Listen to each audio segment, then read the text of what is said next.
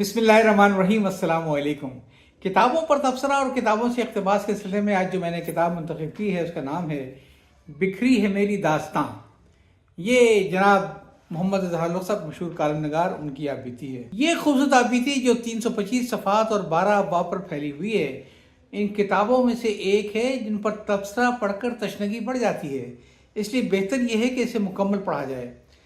मैं खुद तबसरा करने के बजाय आपको 3 मोअज़्ज़िज़ अदीबों के तफसीली तासुरात सुनाऊंगा, एक मुख्तसर इक़्तिबास भी पेश करूंगा।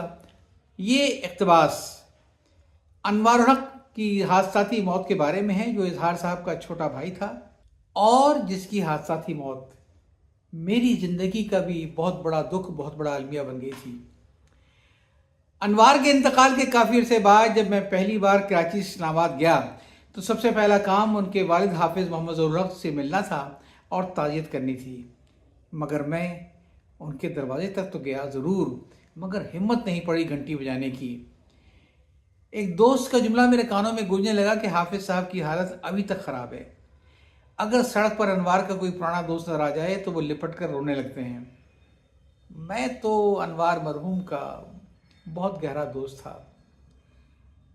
इस्लामाबाद से कराची मुंतकिल होने के बाद भी खतूत के ज़रिए हमारा रब्ता रहता था। उस दौर में फ़ोन, व्हाट्सअप, ईमेल इन सब की सहूलत तो थी नहीं। एक बार पापोश नगर का डाकिया मेरे पास 2 ख़त एक साथ लाया। दोनों खतूत का पैगाम एक ही था कि जब मेरा ख़त उन तक पहुंचा उस वक्त अनवार का जनाजा उठाया जा रहा था। दरअसल हम दोनों में कुछ अरसे से ख़तों का रब्ता रुका हुआ था। मैंने अनवार के पते पर ख़त लिखा और उसकी 2 नकलें मुश्तरका दोस्तों के पते पर भेज दी कि इसे अनवार तक पहुंचा दें। ख़त में मैंने लिखा था कि अनवार, मेरी तबीयत बहुत घबरा रही है, मुझे ख़त लिखकर अपनी खैरियत से आगाह करो। ये ख़त मैंने हादसे से पहले अनवार को भेजे थे। हाफिज़ ज़हूर साहब के दरवाजे पर मेरी यादें उमड़ उमड़ कर आ रही थीं। मुझे याद आया कि मेरे कराची मुंतकिल होने से पहले अनवार मेरे घर पर आए थे। मैं नहीं था, वो मेरे नाम इब्ने इंशा का एक शेर लिखकर छोड़ गए थे और वो शेर कुछ यूँ था, अब कोई आए तो कहना कि मुसाफिर तो गया, ये भी कहना कि भला अब भी न जाता लोगो।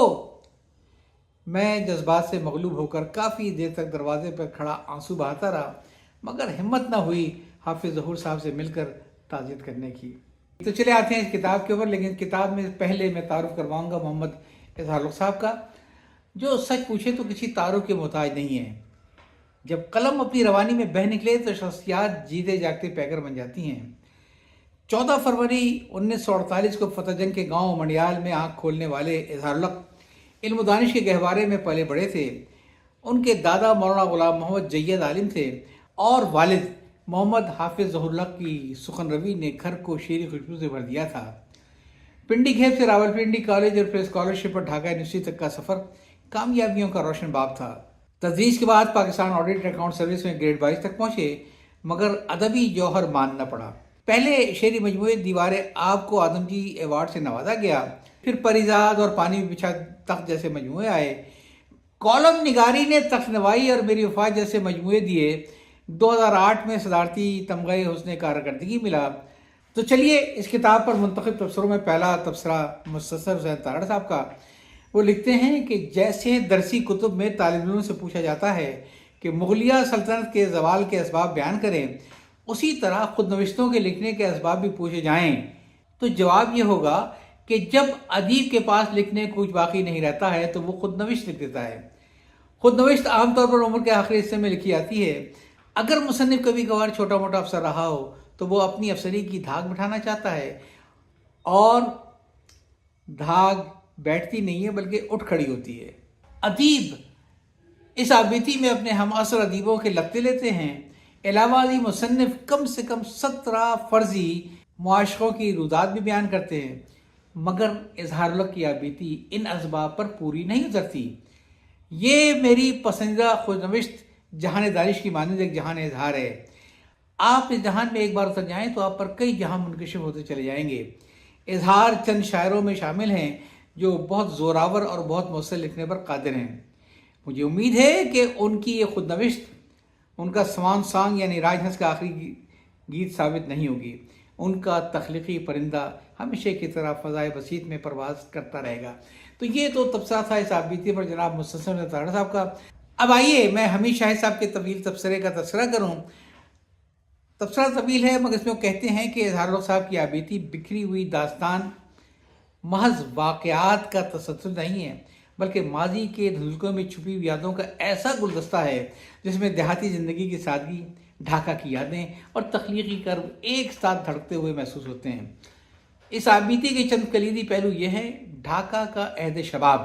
مصنف نے اپنی زندگی کے اس دور کو نہایت جذباتی لگاؤ سے بیان کیا ہے جو انہوں نے ڈھاکہ یونیورسٹی میں گزارا۔ یہ صرف 2.5 برس کا عرصہ نہیں بلکہ ان کی شخصیت کے علمی اور ادبی خد و خال کی تشکیل کا زمانہ ہے۔ دیہاتی جڑت اور نوسٹلجیشیا، گاؤں جھنڈیال کی مٹی، دادا جان کی فارسی لائبریری اور دادی کی محبتوں نے ان کے تخلیقی وجود کو توانائی بخشی۔ یہ وہ دنیا ہے جو ان کے لفظوں میں آج بھی زندہ ہے، جہاں چشموں کا پانی، کنکروں کے کھیل اور روایتی کھانوں کی خوشبو ایک عالم کیف پیدا کرتی ہے۔ شفاف حقیقت اور کج فہمی، اظہار الحق نے سقوط ڈھاکہ کے دردناک المیے کو مغربی پاکستان کی حالت انکار اور کج فہمی کا نتیجہ قرار دیا ہے۔ ان کے نزدیک زبان، لباس اور جغرافیہ کے فرق کو نظر انداز کرنا قومی سانحے کا پیش خیمہ ثابت ہوا۔ مصنف کا پیرا بیان انتہائی شگفتہ اور نثر دل نشین ہے۔ ان کے ہاں کہیں شوخی کی پھوار ہے تو کہیں تاریخی گہرائی ہے، اور ان کے قلم میں کسی افسانہ نگار جیسی متحرک منظر کشی نظر آتی ہے۔ آخر میں یہ کتاب ایک ایسے شاعر کی زندگی نامہ ہے جس نے اردو ادب کو دیوار آب اور غدر جیسی تخلیقات دی ہیں۔ اظہار الحق کی یہ داستان ان کی اپنی کہی ہوئی بات کی عملی تفسیر ہے۔ وہ صرف زمین کے قصے نہیں لکھتے ہیں بلکہ وہ اس میں نئے آسمان بھی تخلیق کرنے کا ہنر جانتے ہیں۔ تو یہ تو تھے تاثرات حمید شاہد صاحب کے۔ اب سنتے ہیں حسین مجروح صاحب کا تفصیلی تبصرہ۔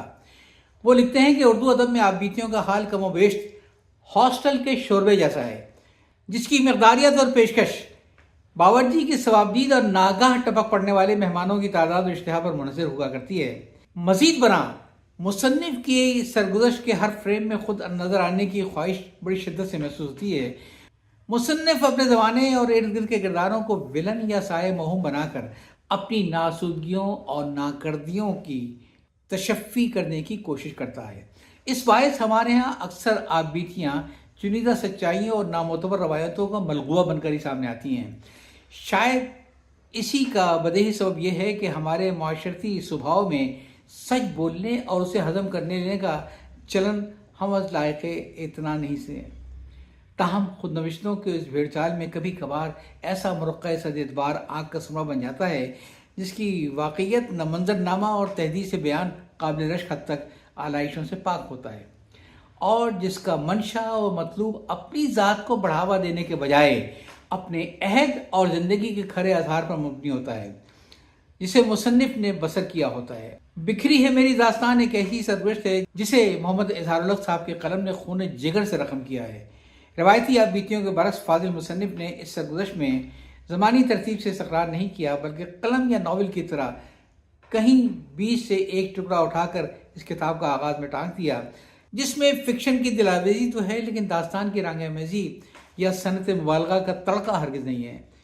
اور یہ بیچ کا تڑکا مصنف موصوف کو جامعاتی تعلیم کے اواخر میں عازم ڈھاکہ ہونا یا 60 کی دہائی کے اواخر میں ماتوب مشرقی پاکستان ہے، جہاں سیاسی بے چینی یا اقتصادی مرحومی کی لہریں ہر کس و ناکس کو واضح طور پر نظر آتی ہیں لیکن نہیں دکھائی دیتی ہیں، تو ہمارے عاقبت نااندیش حکمرانوں کو اس پر ہنگام دور کا احوال مصنف پہ موصوف نے بنگال کی جادوئی فضا کے ساتھ گھلا ملا کر اس درجہ اثر آفرین سے لکھا ہے کہ یہ خود نوشت اس عہد کی ایک تاریخی دستاویز بن گئی ہے۔ سرکاری اعلامیوں سے یکسر مختلف تاریخ۔ بعد کے ابواب میں فاضل مصنف نے مقابلے کے امتحان میں کامیابی، سول سروس اکیڈمی میں تربیت کے مراحل اور پیشہ ورانہ زندگی کے مختلف اور متنوع مدارج اور مراحل کے چشم کشا احوال و واقعات کا ذکر کیا ہے، جن میں دفتری سیاست، سرکاری اہلکاروں کی رعونت اور عوام دشمنی کے قصے ہیں۔ یوں ہم پر کھلتا ہے کہ فائل مقدس کی جکڑ بند اور قواعد و ضوابط کی آڑ میں دفتری بابو کیا کیا گل کھلاتے ہیں، اور ارباب اختیار اپنے مفاد پر قومی ترجیحات اور منصبی تقاضوں کو کس بے رحمی سے ذبح کرتے ہیں۔ خوبی کی بات یہ ہے کہ محمد اظہار الحق اس نظام بے لگام کا مؤثر کردار ہوتے ہوئے بھی عوامی دادرسی اور دفتری اصلاح کا محدود پیمانے پر اہتمام کر پاتے ہیں۔ لیکن یہ کیا کم ہے کہ رشوت ستانی اور ناانصافی میں گلے تک ڈوبے ہوئے اس نظام سے دل و جان کو سلامتی سے بچا لینے کی جدوجہد میں وہ آخر کار سرخروبی ہو جاتے ہیں۔ چونکہ وہ پاکستانی مقتدر کے محاصل اور اخراجات کے اہم ترین مناصب پر فائز رہ چکے ہیں، سو ان سے یہ معصومانہ توقع باندھنے میں کوئی مذائقہ نہیں کہ اس داستان جانستاں کی مجوزہ دوسری جلد میں وہ حیث مقتدرہ کے ان پاک باز چہروں کے نقاب سرکانے کا مقدس فریضہ بھی انجام دیں گے، جنہوں نے مقتدری کے لبادے میں وطن اور قوم کے تن آرزو سے لے کر لہو کی آخری بوندیں اور خوابوں کے کئی مرتی ہوئی نمک نچوڑنے میں کوئی کسر نہ چھوڑی۔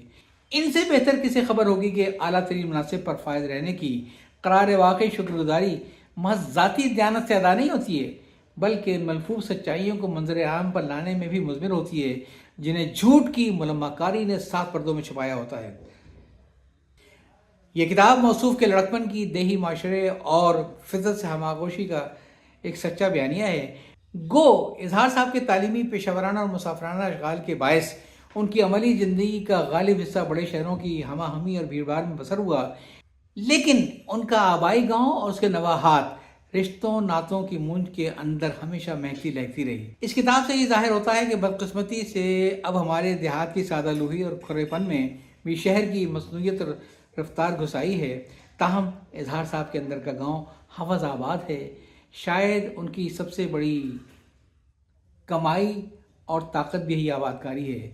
اس لیے یہ کتاب بیک وقت ایک دل نشیں ادب پارہ، ماضی و حال کا منظر، ہم عصر قومی زندگی کا آئینہ خانہ اور نظام جاریہ کا ایسا قرطاس ابیض ہے جسے دانشگاہوں کے نصاب اور گھروں اور دفتروں کی راہداریوں میں نمایاں طور سے اسباب قرض کا وسیلہ ہونا چاہیے۔ تو جناب، اس کتاب پر 3 مشہور ادیبوں کے تاثرات آپ نے سنے۔ اچھا، میں یہ اعتراف پہلے کر لوں کہ یہ چونکہ طویل اقتباسات تھے جس میں سے میں نے اپنے مطلب کی بات نکالی ہے، تو ممکن ہے کئی الفاظ کے چناؤ میں غلطی ہوگی، اس کے لیے پیش کی معذرت، لیکن باتیں وہی ہیں جو ان تینوں نے کہی تھیں۔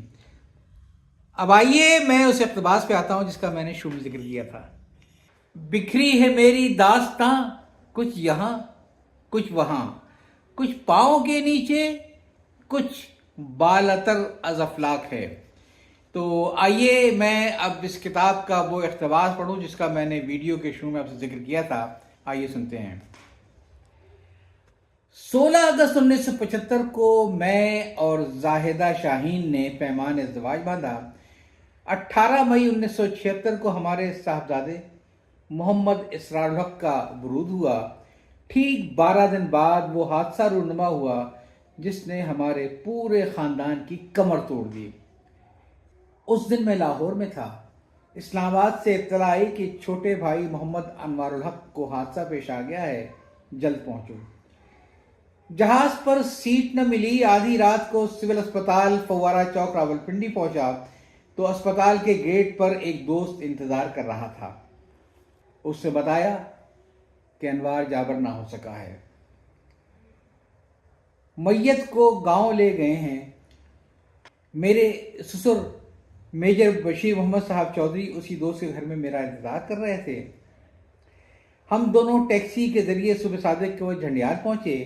جیسا کہ رواج ہے، میت حویلی کے صحن میں رکھی تھی۔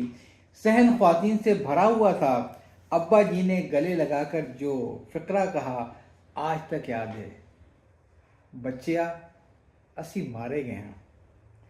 محمد اسرار الحق 10 دن کا تھا۔ زاہدہ اسے لے کر ویسے جب اپنے میکے گئی ہوئی تھیں۔ انوار نے اماں جی کو کہا، اماں جی میں اسرار کا ورگا ہو رہا ہوں، ذرا جا کے اسے مل لوں۔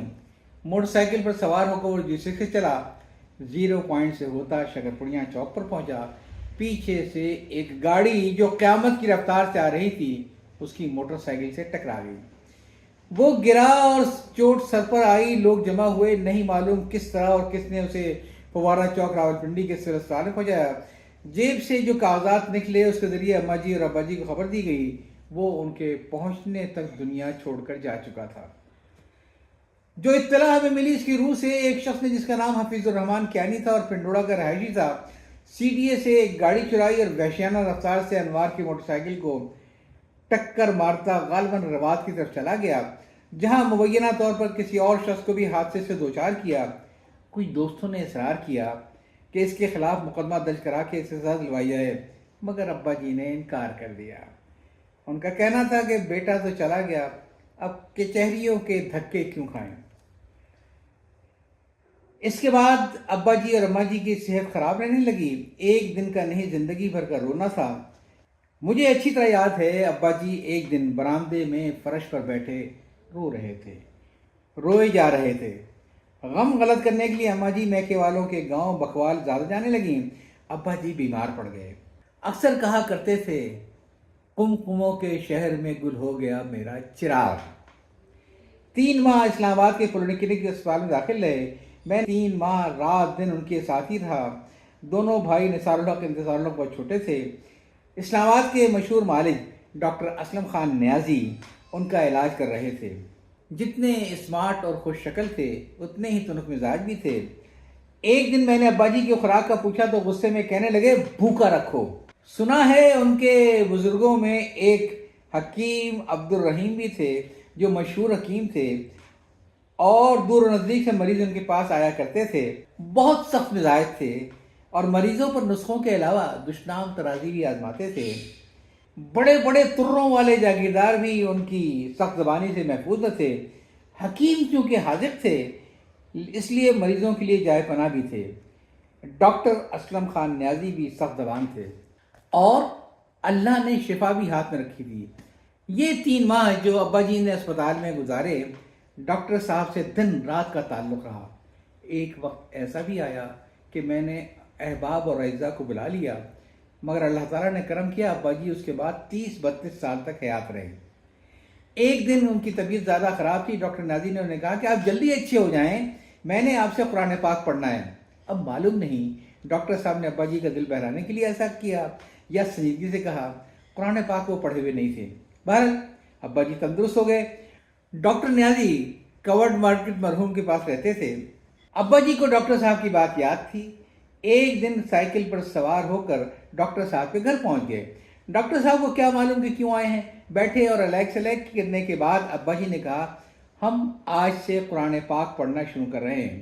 ڈاکٹر صاحب نے بہت آئے بائیں شائیں کی، پھر کہنے لگے، یکم سے ابتدا کر لیں تاکہ فیس کا حساب کتاب آسان ہو۔ ابا جی ہنسے اور کہنے لگے، میں تو فیس لے کر نہیں بلکہ فیس دے کر پڑھانے والوں میں سے ہوں۔ بہرحال ابا جی سے انہوں نے قرآن پاک مکمل پڑھا۔ اس کے بعد تعلق ہی اور ہو گیا۔ بہت احترام کرتے تھے ابا جی کا۔ تندرست ہو کر اسپتال سے ڈسچارج ہو گئے۔ چند دن بعد میں بیمار ہوا تو ڈاکٹر نیازی کے کلینک میں گیا۔ دیکھتے ہی کہنے لگے، میں آپ کو جانتا ہوں، آپ پولی کلینک ملازم ہیں نا؟ میں ہنسا اور کہا کہ میں وہاں ملازم نہیں ہوں، مگر ابا جی وہاں داخل تھے اور میں 3 ماہ ان کے ساتھ اسپتال ہی میں رہا۔ ان کا کلینک میلوڈی مارکیٹ میں تھا۔ جب بھی ہم جاتے تو پہلے خوب گپ شپ کرتے، چیک اپ اس کے بعد ہوتا۔ ہمارے پورے خاندان کا علاج تازہ میں آخر مفت کرتے رہے۔ ایک بار میں نے فیس دینے کی کوشش کی تو کہنے لگے، اظہار جوائنٹ سیکرٹری۔ تب میں اسی پوسٹ پر کام کر رہا تھا۔ اظہار جوائنٹ سیکرٹری ہو گئے مگر عقل نہیں آئی۔ انہیں ہمیشہ یہ گمان رہتا تھا کہ ان اقارب اور احباب میں کوئی نہ کوئی ان پر جادو کر رہا ہے، اور وہ وظائف کثرت سے کرتے۔ عمران خان کے فرسٹ کزن تھے مگر اسے ناپسند کرتے تھے۔ میں اور بیگم ان کے بچوں کی شادیوں میں شرکت کے لیے 2 بار میاں والی گئے۔ شادی کے پنڈال میں میں نے جنرل امیر عبداللہ خان نیازی کو پہلی اور آخری بار دیکھا۔ میاں والی کی روایتی پگڑی پہنے ہوئے تھے۔ ڈاکٹر اسلم خان نیازی مہینے میں 2 بار اسلام آباد سے میاں والی جایا کرتے اور جہاں مریضوں کا مفت دیکھتے۔ راستے میں کسی مریض کی چارپائی دیکھتے جو بس یا گاڑی کے انتظار میں پڑی ہوتی تو کار روک لیتے اور اتر کر مریض کا معائنہ کرتے۔ ان کے پاس کرسٹل اور قیمتی پینٹنگز کا قدیم ذخیرہ تھا جس کا بیشتر حصہ ڈبوں میں بند تھا۔ ان کی وفات کی خبر ہمارے پورے گھر کے لیے صدمے کا باعث تھی۔ میں اور بیگم ان کے اسلام آباد والے گھر میں ان کی بیگم سے تعزیت کرنے گئے۔ انوار کی حادثاتی موت نے والدین کے بعد مجھے سب سے زیادہ نقصان پہنچایا۔ وہ مجھ سے 4 سال چھوٹا تھا۔ تعزیت کے لیے آنے والے کہتے تھے کہ جوڑی ٹوٹ گئی۔ دوسرے دونوں بھائی مجھ سے بہت چھوٹے تھے۔ ڈاکٹر محمد نثار الحق جو امریکہ میں پروفیسر ہیں مجھ سے 15 سال اور محمد انتصار الحق 20 سال چھوٹے ہیں۔ انتصار کچھ عرصے آج ٹی وی میں پروڈیوسر اور اب کسی غیر ملکی چینل کے لیے ڈاکومنٹریز بنانے کا کام کرتے ہیں. دونوں ماشاءاللہ اپنے اپنے شعبے میں بہت کامیاب ہیں. دادا جی مرحوم نے انوار کا تاریخی نام قریشی ہاشمی رکھا اور یہ شعر کہا: قریشی ہاشمی ہے نام تیرا، خدا بہتر کرے انجام تیرا. دنیا میں انجام حادثے کی صورت میں وقوع پذیر ہوا، اصل انجام تو وہ ہے جو آخرت کے بعد پیش آئے گا. امید واثق ہے کہ دادا جان کی دعا قبول ہو اور آخرت میں کامیاب و کامران ٹھہرے گا. میں اس پر یہی کہوں گا کہ آمین ثم آمین. اجازت چاہتا ہوں. اللہ حافظ.